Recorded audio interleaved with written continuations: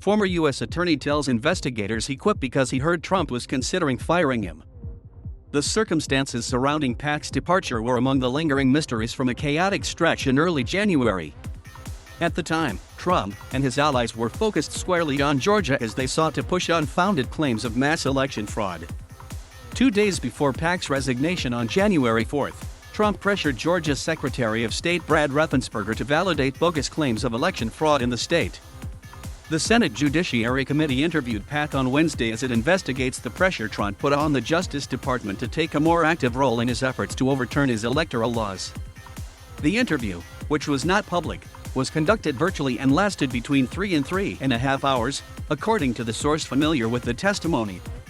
Pac on Wednesday said it was not unreasonable for Trump to have concerns about election fraud in Georgia given the volume of allegations that the department received, the source said.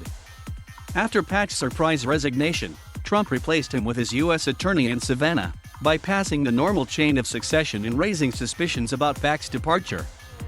Pac told the committee, according to the source familiar with his testimony, that he had confidence in his replacement at the U.S. Attorney's office. He also acknowledged that he served at the pleasure of the president and could get fired at any time.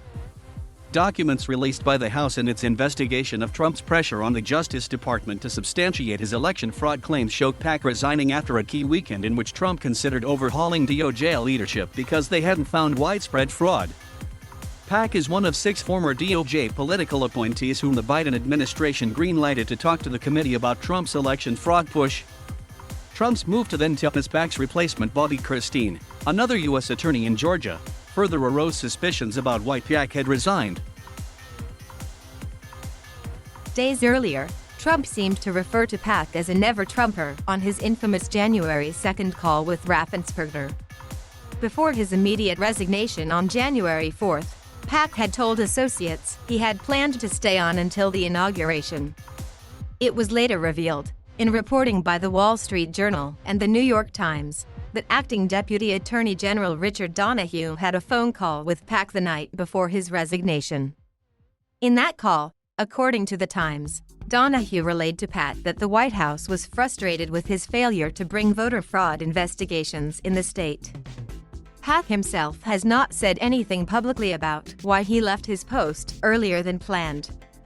By the afternoon of January 6, the shakeup had been overshadowed, first by Democrats' dual wins in the Georgia special Senate elections, and then by the insurrection at the U.S. Capitol.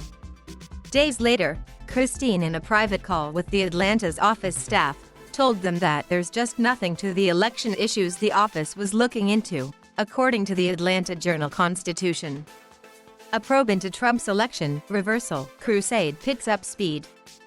The Senate committee has already spoken to 2 former Justice Department officials who witnessed key episodes in Trump's pressure campaign.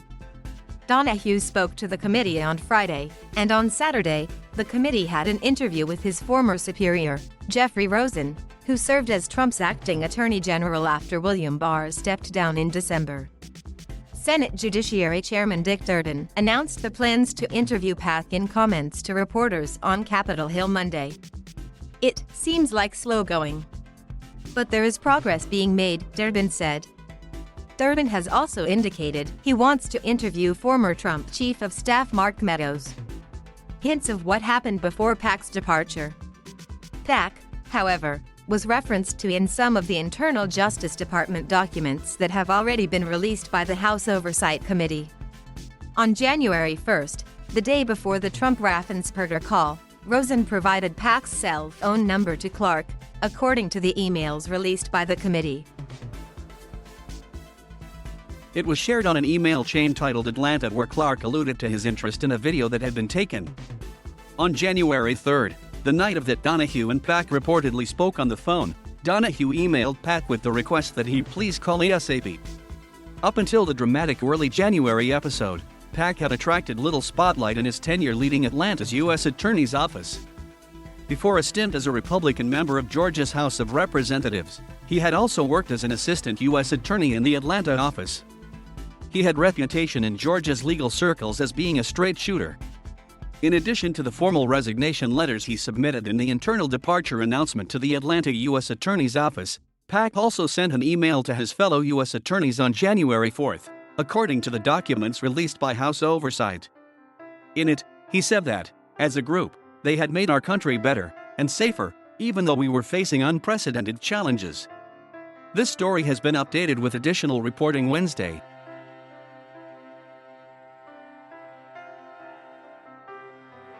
Thank you for watching. Please subscribe.